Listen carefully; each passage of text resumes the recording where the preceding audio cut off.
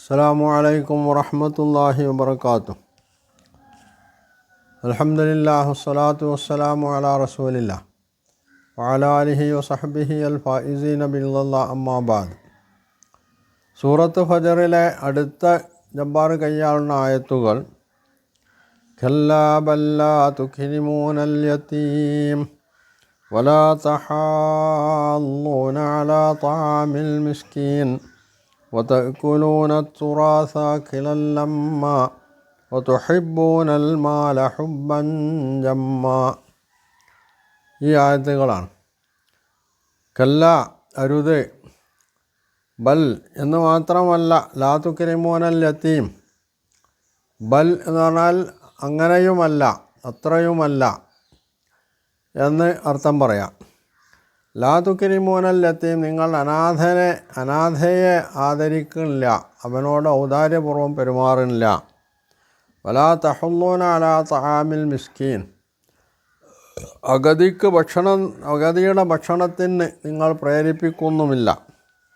തഅക്കുലൂന തുറാസ അക്ലൻ ലമ്മ, അനന്തര സ്വത്ത് നിങ്ങൾ കൂട്ടി വെച്ച് തിന്നുകയാണ്. വതുഹിബ്ബൂനൽ മാല ഹുബ്ബൻ ജമ്മ, സമ്പത്തിനെ നിങ്ങൾ വല്ലാതെ സ്നേഹിച്ച് കളയുകയും ചെയ്യുന്നു. ഇവിടെയും ജബ്ബാർ തൻ്റെ പല്ലവി ആവർത്തിക്കുന്നത് നബി സല്ലല്ലാഹു അലൈഹി വസല്ലം അനാഥയായി വളർന്നു, അതുപോലെ തന്നെ ദരിദ്രനായി വളർന്നു. അതുകൊണ്ട് തനിക്ക് ലഭിക്കാത്ത, ഖുറൈശി പ്രമാണിമാരിൽ നിന്ന് ലഭിക്കാത്ത പരിഗണന, ഇതിൻ്റെയൊക്കെ പേരിൽ അവരോട് അസൂയപ്പെടുകയാണ് എന്ന് പറഞ്ഞുകൊണ്ടാണ്. തുടർന്ന് പറയുന്നത് കല്ലാ ഇദാ ദുക്കത്തിൽ അർദു ദക്കൻ ദക്ക വജാഅ റബ്ബുക വൽ മലകു സഫൻ സഫാ. കല്ല, വേണ്ട, അരുത്. ഭൂമി അത് ഇടിച്ച് തകർക്കപ്പെടുകയും നിന്റെ നാഥനും മണിയണിയായി മലക്കുകളും വരികയും ചെയ്യുമ്പോൾ. ഇതിനെ സംബന്ധിച്ച് ജബ്ബാർ പറയുന്നത്, ഇത് രാജാവിൻ്റെ, പഴയ രാജാക്കന്മാരുടെ സമീപനം, അല്ലെങ്കിൽ അവർ നിർവഹിച്ചിരുന്ന കൈക്കൊണ്ടിരുന്ന രീതി എടുത്തു വെച്ചുകൊണ്ട് അള്ളാഹുവിനൊരു രാജാവായിട്ട് അവതരിപ്പിക്കുന്നു എന്നാണ്. ഇവിടെ അന്ത്യനാളിൽ മാത്രമല്ല, മുഹമ്മദ് നബി സല്ലല്ലാഹു അലൈഹി വസല്ലം ഇവിടെ എതിരാളികളെ ഭീഷണിപ്പെടുത്തുകയാണ് എന്നുകൂടി പറയുന്നുണ്ട് ജബ്ബാർ. അതും ജബ്ബാറിൻ്റെ ഒരു സ്ഥിരം പല്ലവിയാണ്. അതായത് നരകത്തെ സംബന്ധിച്ച് പറയുമ്പോൾ അത് ഭീഷണിപ്പെടുത്തുകയാണ് എന്നാണ് മൂപ്പരുടെ സ്ഥിരമായിട്ടുള്ള പരാമർശം. ആ പരാമർശം തന്നെയാണ് ഇവിടെയും അദ്ദേഹം പ്രയോഗിച്ചിട്ടുള്ളത്. യഥാർത്ഥത്തിൽ ഇവിടെ അന്ത്യനാളിൽ മനുഷ്യൻ്റെ കർമ്മങ്ങൾ വിചാരണയ്ക്ക് വിധേയമാക്കപ്പെടുന്ന ആ ഒരു ഘട്ടത്തെ സംബന്ധിച്ചാണ് ഇവിടെ ഖുർആൻ പറയുന്നതെന്നുള്ളതാണ്. അതായത് മനുഷ്യൻ അള്ളാഹുവിനെ അംഗീകരിച്ച്, അവൻ്റെ ഏകത്വം അംഗീകരിച്ച് അവന് കീഴ്പ്പെട്ട് ജീവിക്കാൻ തയ്യാറല്ല. അവൻ്റെ ദൂതന്മാരെ, ശേഷമ്മയുടെ നബി സല്ലല്ലാഹു അലൈഹി വസല്ലമയെയും ഖുർആനെയും ഒക്കെ തള്ളിപ്പറഞ്ഞുകൊണ്ട് മുമ്പോട്ട് പോകുന്ന ശത്രുക്കൾക്ക് വരാനിരിക്കുന്ന ഭവിഷ്യത്ത് അല്ലെങ്കിൽ അനന്തര ഫലം എന്തായിരിക്കുമെന്നാണ് ഇതിലൂടെ ഖുർആൻ വ്യക്തമാക്കാൻ ഉദ്ദേശിക്കുന്നത്. ഈ ഒരു യാഥാർത്ഥ്യത്തെ, അള്ളാഹുവാണ് പ്രപഞ്ചം സൃഷ്ടിച്ചത്, മനുഷ്യനെ സൃഷ്ടിച്ചത്. ഈ പ്രപഞ്ചത്തിൻ്റെ അവസാനം എങ്ങനെ ആയിരിക്കും, മനുഷ്യൻ്റെ അവസാനം എങ്ങനെ ആയിരിക്കും എന്നൊക്കെ തീരുമാനിക്കുന്നത് അള്ളാഹുവാണ്. പക്ഷെ നിരീശ്വരവാദിയായിട്ടുള്ള യുക്തി എന്ന് പറഞ്ഞാൽ ദൈവത്തെ നിഷേധിക്കലാണ് എന്ന് തെറ്റായി ധരിച്ചു വച്ചിട്ടുള്ള അന്ധവിശ്വാസികളെ സംബന്ധിച്ചിടത്തോളം അവർക്ക് ദൈവവും ഇല്ല, പരലോകമില്ല, അതുപോലെ തന്നെ വിചാരണയില്ല, സ്വർഗ്ഗമില്ല, നരകമൊന്നുമില്ല. അപ്പോൾ അവർക്ക് ഇങ്ങനെയൊക്കെ പറയാനേ കഴിയുള്ളൂ എന്നുള്ളതാണ്. അപ്പോൾ അതുകൊണ്ട് തന്നെ അള്ളാഹു ഇവിടെ ഒരു രാജാവിൻ്റെ മട്ടിൽ മലക്കുകളുടെ അകമ്പടിയോട് കൂടി, സാധാരണ രാജാക്കന്മാർ അവരുടെ പരിവാരങ്ങളോട് കൂടി വരുന്നത് പോലെ വരുന്ന രാജാവിനെ മാതിരിയാണ് ഇവിടെ ഖുർആൻ പരാമർശിക്കുന്നത് എന്ന് പറഞ്ഞ് രക്ഷപ്പെടുകയാണ് യഥാർത്ഥത്തിൽ ജബ്ബാർ ചെയ്യുന്നത്. ഇതിന് ഉദാഹരണം പറഞ്ഞുകൊണ്ട് തഫ്സീറുകളിൽ അങ്ങനെയുള്ള ചില പരാമർശങ്ങളുണ്ട്. അപ്പോൾ ആ പരാമർശം എടുത്തിട്ട്, തഫ്സീറിലുള്ള ഈ പരാമർശം എടുത്തിട്ടാണ് ജബ്ബാർ ഇവിടെ അള്ളാഹുവിന് ഒരു രാജാവിൻ്റെ പരിഗണന കൊടുത്തു കളഞ്ഞു, എന്നിട്ട് രാജാവിനെ പോലെയാണ് അള്ളാഹു എന്ന് വരുത്തി തീർക്കുകയാണെന്നൊക്കെ പറഞ്ഞുകൊണ്ട് ഇതിനെ ആക്ഷേപിക്കുന്നത്. യഥാർത്ഥത്തിൽ അവിടെ അപ്പോൾ ജബ്ബാർ ചെയ്യുന്നത് ഖുർആനെ അല്ല, അയാൾ നിരൂപണം നടത്തുന്നത് തഫ്സീറിനാണെന്ന് വരും. പക്ഷേ ജബ്ബാറിനെ സംബന്ധിച്ചിടത്തോളം തഫ്സീറിനായാലും ഖുർആനായാലും ഇവർക്ക് വലിയ പ്രശ്നമൊന്നുമല്ല. എങ്ങനെയെങ്കിലും തൻ്റെ വായിൽ വന്നതൊക്കെ വിളിച്ചു പറയണമെന്നേ ഉള്ളൂ. ഇവിടെ യഥാർത്ഥത്തിൽ ഖുർആൻ ചെയ്യാൻ ഉദ്ദേശമല്ല, പറയുന്നത് എന്താണ്, മനുഷ്യൻ നിഷേധപരമായിട്ടുള്ള സമീപനം കൈക്കൊണ്ട് ബഹുദൈവത്വവുമായിട്ട് മുമ്പോട്ട് പോകുന്ന മനുഷ്യനെ സംബന്ധിച്ചിടത്തോളം അവൻ്റെ മരണാനന്തര ജീവിതം പരാജയത്തിലാണ് കലാശിക്കുക. അതിൻ്റെ ആ ഒരു സന്ദർഭം എന്ന് പറയുന്നത് അന്ത്യനാൾ, അല്ലെങ്കിൽ ഈ ലോകത്തിൻ്റെ അവസാനത്തിൽ മനുഷ്യനെ രണ്ടാമത് ഉയർപ്പിച്ചിട്ട് വിചാരണയൊക്കെ ചെയ്ത് ആ വിചാരണയുടെ ശേഷം അവന് നൽകുന്ന ശിക്ഷ എന്ന് പറയുന്നത് നരകമാണ്. ആ നരകത്തിൽ നിന്ന് ഇത്തരം ആളുകൾക്ക് രക്ഷപ്പെടാൻ കഴിയില്ല എന്നാണ് ഇവിടെ ഖുർആൻ പറഞ്ഞു വെക്കുന്നത്. അതുകൊണ്ടാണ് തുടർന്ന് വജീഅ യൗമഇദിൻ ബിജഹന്നമ യൗമഇദിൻ യതദക്കറുൽ ഇൻസാനു വഅന്നാ ലഹു ദിക്റ. അന്ന് നരകത്തെ കൊണ്ടുവരും. അതായത് മനുഷ്യൻ്റെ ചുറ്റും മലക്കുകളുടേതായിട്ടുള്ള ഒരു വേലിക്കെട്ട്, അത് ആ വേലിക്കെട്ടിൽ നിന്നൊരിക്കലും രക്ഷപ്പെടാൻ മനുഷ്യന് സാധ്യമാവില്ല. അതോടൊപ്പം തന്നെ നിഷേധികളുടെ മുമ്പിൽ നരകത്തെ കൊണ്ട് കാണിക്കുകയാണ്. ഖുർആൻ തന്നെ മറ്റിടങ്ങളിൽ ഉസ്ലിഫത്തിൽ ജന്നത്തുൽ മുത്തഖീൻ, അള്ളാഹുവിനെ സൂക്ഷിച്ച് ജീവിക്കുന്ന ആളുകൾക്ക് മുമ്പിൽ അവർക്ക് കിട്ടാൻ പോകുന്ന സ്വർഗത്തിനെയും അടുപ്പിച്ച് നിർത്തുമെന്ന് പറയുന്നുണ്ട്. ഇവിടെ നരകത്തിൻ്റെ കാര്യം പറയുന്നുള്ളൂ എന്നുള്ളതാണ്. അപ്പോൾ വജീഅ യൗമഇദിൻ ബി ജഹന്നം, അന്ന് നരകത്തെ കൊണ്ടുവരും. യൗമഇദിൻ യതദക്കറുൽ ഇൻസാൻ, അന്ന് മനുഷ്യന് ബോധമുദിക്കും. അബദ്ധം പറഞ്ഞു പോയല്ലോ, കഴിഞ്ഞ എൻ്റെ ദുനിയാവിലെ ഭൂമിയിലെ ജീവിതത്തിൽ ഞാൻ ചെയ്യരുതാത്തത്, ഞാൻ അംഗീകരിക്കാൻ പാടില്ലാത്തത് ചെയ്തു പോയി, അംഗീകരിച്ചു പോയി, അതിൻ്റെ പരിണതിയാണ് ഇപ്പോൾ ഞാൻ അനുഭവിക്കാൻ പോകുന്നതെന്ന് അവർക്ക് തോന്നും. പക്ഷേ അവിടെ വെച്ചിട്ട് അങ്ങനെ തോന്നിയിട്ട് എന്ത് കാര്യം എന്നാ ഖുർആൻ ചോദിക്കണോ? അന്നാ ലഹു ദിക്റ യഖൂലു യാ ലൈതനി ഖദ്ദംതു ലി ഹയാതി.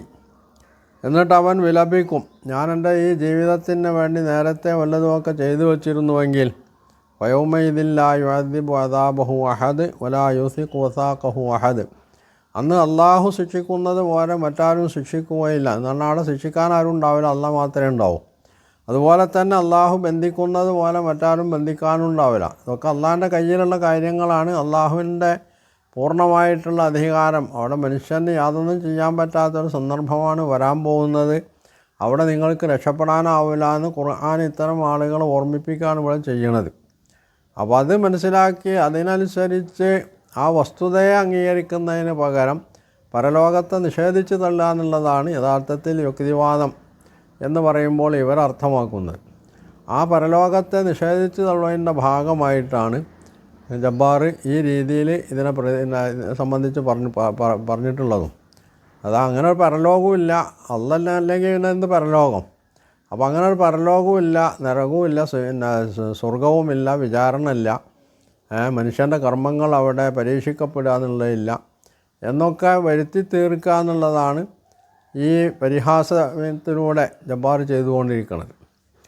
അപ്പോൾ ഇവിടെയൊക്കെ ജബ്ബാർ ചെയ്യണത് എന്താണെന്ന് പറഞ്ഞാൽ നേരത്തെ പറഞ്ഞിട്ടുള്ള സൂറകളുമായിട്ട് ബന്ധപ്പെട്ട് പറഞ്ഞ അതേ പല്ലവി തന്നെയാണ് ഇവിടെയൊക്കെ ആവർത്തിച്ചുകൊണ്ടിരിക്കുന്നത്. പുതുതായിട്ടൊന്നും അയാൾക്ക് പറയാനില്ല എന്നുള്ളതാണ്. കാരണം അതങ്ങനെ വരുള്ളൂ. കാരണം യുക്തിവാദം എന്ന് പറഞ്ഞാൽ യഥാർത്ഥത്തിൽ അവർക്ക് കയ്യവെക്കാൻ അനുവാദമില്ലാത്ത അല്ലെങ്കിൽ സാധ്യമതല്ലാത്ത രംഗങ്ങൾ പോലും കയ്യാളിയിട്ട് എല്ലാം കുട്ടിച്ചോറാക്കാനുള്ളതാണ് യുക്തിവാദം എന്ന് പറഞ്ഞാൽ. അവർ എടുത്തു പറയാനുള്ളത് ശാസ്ത്രീയ യുഗം എന്നൊക്കെയാണ്. യഥാർത്ഥത്തിൽ അള്ളാഹു, അതുപോലെ തന്നെ പരലോകം, സ്വർഗം, നരകം, വിചാരണ തുടങ്ങിയുള്ളത് മനുഷ്യൻ്റെ കർമ്മങ്ങളുടെ ഫലം, ഇതൊന്നും ശാസ്ത്രീയമായിട്ടുള്ള പര്യവേഷണങ്ങൾക്ക് അല്ലെങ്കിൽ അന്വേഷണങ്ങൾക്ക് വിധേയമാവുന്നൊരു സംഗതിയല്ല എന്നുള്ളത് സാമാന്യ ബുദ്ധിയുള്ള ഏത് മനുഷ്യനും ബോധ്യമാവുന്നൊരു സംഗതിയാണ്. ഈ സാമാന്യ ബോധ്യം പോലും ഇല്ലാത്ത ആളുകളാണ് യഥാർത്ഥത്തിൽ യുക്തിവാദികൾ പറഞ്ഞത്. അതുകൊണ്ടാണ് അവർക്ക് കൈവെക്കാൻ അധികാരമില്ലാത്ത, അർഹതയില്ലാത്ത മേഖലയിൽ കൈവച്ചുകൊണ്ട് അതിനെയൊക്കെ അവർ തള്ളിപ്പറയുകയും നിഷേധിക്കുകയും ചെയ്യുന്നതിലാണ് ഇവിടെ നമ്മൾ മനസ്സിലാക്കേണ്ടത്. എന്നിട്ട് തന്നെ അവസാനം ഇവിടെ ഒരു ഭാഗത്ത് നിഷേധികളായിട്ടുള്ള ആളുകൾക്ക് വരാനിരിക്കുന്ന ശിക്ഷയെ സംബന്ധിച്ചുള്ള പരാമർശത്തോടൊപ്പം താക്കീതിനോടൊപ്പം തന്നെ മറുഭാഗത്ത് അള്ളാഹുവിനെ അംഗീകരിക്കുന്ന ആളുകൾക്ക് ലഭിക്കാനുള്ള നേട്ടങ്ങളെ സംബന്ധിച്ചും പറയുന്നുണ്ട്. അത് ഖുർആൻ്റെ രീതിയാണ്. നിഷേധികളെ സംബന്ധിച്ച് അവർക്ക് കിട്ടാനുള്ള വരാനിരിക്കുന്ന ശിക്ഷയെ സംബന്ധിച്ചും മറ്റുമൊക്കെ പറഞ്ഞാൽ ഉടനെ ഖുർആൻ വിശ്വാസികളായിട്ടുള്ള ആളുകൾക്ക് ലഭിക്കാൻ പോകുന്ന നേട്ടത്തെ സംബന്ധിച്ച് പറയും. മറിച്ചും അങ്ങനെ തന്നെയാണ്. വിശ്വാസികൾക്ക് കിട്ടാവുന്ന നേട്ടങ്ങളെ സംബന്ധിച്ചാണ് പറയണമെങ്കിൽ ഉടനെ തന്നെ നിഷേധികൾക്ക് ലഭിക്കാനിരിക്കുന്ന അവരനുഭവിക്കാൻ പോകുന്ന ശിക്ഷയെ സംബന്ധിച്ചായിരിക്കും പിന്നീട് വരാം. അതുതന്നെയാണ്, ആ രീതി തന്നെയാണ് ഇവിടെയും ഖുർആൻ പ്രയോഗിച്ചിട്ടുള്ളത്.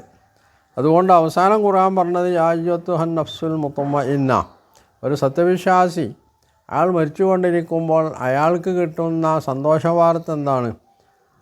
സമാധാനപൂർവമായിട്ടുള്ള ജീവിതം നയിച്ച് അള്ളാഹുവിൽ സമാധാനമടഞ്ഞ ആത്മാവേ, ഇർജി ഇലാ റബ്ബിക്ക് റാദിയത്തം മർദിയ, നീ നിൻ്റെ നാഥങ്കലേക്ക് സംതൃപ്തി അടഞ്ഞും അള്ളാഹുവിൻ്റെ സംതൃപ്തിക്ക് വിധേയമായും പുറപ്പെട്ടുകൊള്ളുക, തിരിച്ചു പോവുക. ഉദ്ഖുലി ഫി ഇബാദി വദ്ഖുലി ജന്നത്തി, ഫദ്ഖുലി ഫി ഇബാദി വദ്ഖുലി ജന്നത്തി, നീ എൻ്റെ അടിയാറുകളിൽ, അതായത് എന്നെ അനുസരിച്ച് ജീവിച്ചിട്ടുള്ള എൻ്റെ അടിയാറുകളിൽ സജ്ജനങ്ങളിൽ ഉൾപ്പെടുക, എൻ്റെ സ്വർഗത്തിൽ പ്രവേശിച്ചു കൊള്ളുക എന്ന് അവർക്ക് അള്ളാഹു സ്വാഗതം വരണം, അല്ലെങ്കിൽ അള്ളാഹുവിൻ്റെ മലക്കുകൾ അവർക്ക് സ്വാഗതം വരണം എന്നാണ് അവിടെ പറഞ്ഞത്. ഇത് രണ്ടും വിശുദ്ധ ഖുർആനിൻ്റെ ഒരു രീതിയാണ്. ഒരു ഭാഗത്ത് താക്കീത് നൽകുമ്പോൾ തൊട്ടുടനെ തന്നെ സന്തോഷവാർത്ത നൽകുക, അല്ലെങ്കിൽ സന്തോഷവാർത്ത നൽകിയാൽ തൊട്ടുടനെ താക്കീത് നൽകുക എന്നുള്ളതാണ് ഖുർആൻ്റെ രീതി. ആ രീതിയാണ് ഇവിടെയും ഖുർആൻ പ്രയോഗിച്ചിട്ടുള്ളത്. പക്ഷേ ഇതിനെയെല്ലാം നിരാകരിച്ചുകൊണ്ട് അങ്ങനെ ഒരു സംഭവം തന്നെ വരാനില്ല എന്ന് എന്തോ പൂർണ്ണമായിട്ട് ശാസ്ത്രീയമായി തെളിയിക്കപ്പെട്ട രീതിയിലാണ് ഇവിടെ യുക്തിവാദികൾ ഇത്തരത്തിലുള്ള വാക്യങ്ങളെ കാണാറുള്ളത്, അല്ലെങ്കിൽ കൈകാര്യം ചെയ്യാറുള്ളത്. അതുതന്നെയാണ് ഇവിടെ ഇ.എ. ജബ്ബാറും ചെയ്തിരിക്കുന്നത് എന്നുള്ളതാണ്. അപ്പോൾ അത് ഇവരുടെ ഒരു സ്ഥിരം രീതിയാണ്. അതിൽ നിന്ന് മാറി ചിന്തിക്കാനും വസ്തുതകളായി അംഗീകരിക്കുന്നത് പോകട്ടെ, അങ്ങനെ വല്ല സാധ്യതയും ഉണ്ടോ എന്ന് അന്വേഷിക്കാൻ പോലും അവർ തയ്യാറാവില്ല എന്നതാണ്. കാരണം അവർക്ക് തീർത്ത് അതിനെ സംബന്ധിച്ച് പൂർണ്ണമായിട്ടുള്ള വിവരം കിട്ടിയിട്ടുള്ള മട്ടിലാണ് അവരുടെ സമീപനം എന്ന് പറയുന്നത്. പാവങ്ങൾ എന്നേ നമ്മൾക്ക് അവരെ പറ്റി പറയാൻ പറ്റുള്ളൂ. എന്നാൽ അവരുടെ ഈ സമീപനങ്ങളിൽ അല്ലെങ്കിൽ തെറ്റായിട്ടുള്ള ഈ പരാമർശങ്ങൾ കേട്ടിട്ട് ആ വലയിൽ വീണുപോയിട്ടുള്ള